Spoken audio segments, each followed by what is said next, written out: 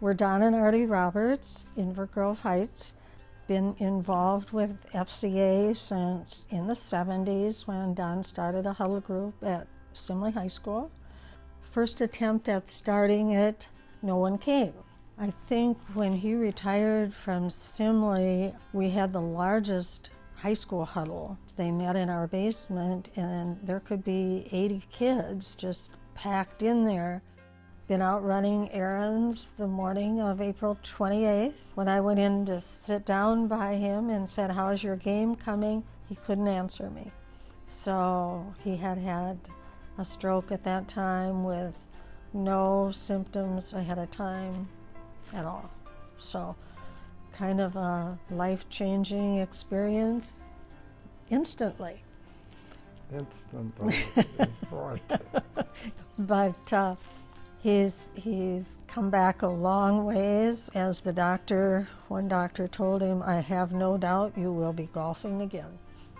So since Don had his stroke in April, the end of April, we went to a rehab center, and one of the directors usually gets there about 8 in the morning. But when she went back to her office after seeing Don, she said to herself, "I know that man." And I was from looking somewhere. through his chart, trying to figure out how I knew him.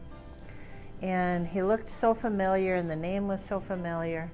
It dawned on me that he was the Fellowship of Christian Athletes coach when I was in high school. I told him how I had been trying to figure out how I knew him, how he looked familiar, if he knew my dad. And I said, "You are Mr. Roberts. You were my Fellowship of Christian Athletes coach in high school. And you are the reason I'm a Christian." I told him, I said, "I have to thank you. You've changed my whole life. I just want you to know that I turned out okay and that I'm still a Christian. I'm married to a Christian, and that the events that he took me to as an athlete in high school changed my whole life." I feel good that I've been able to thank him and to let his family know what an impact, because I know the sacrifice they made, time, money, and how I admire his strength. You know, we all will, in heaven get that thank you. But I think to know along the way that you made a difference in people's life, I think it's important, and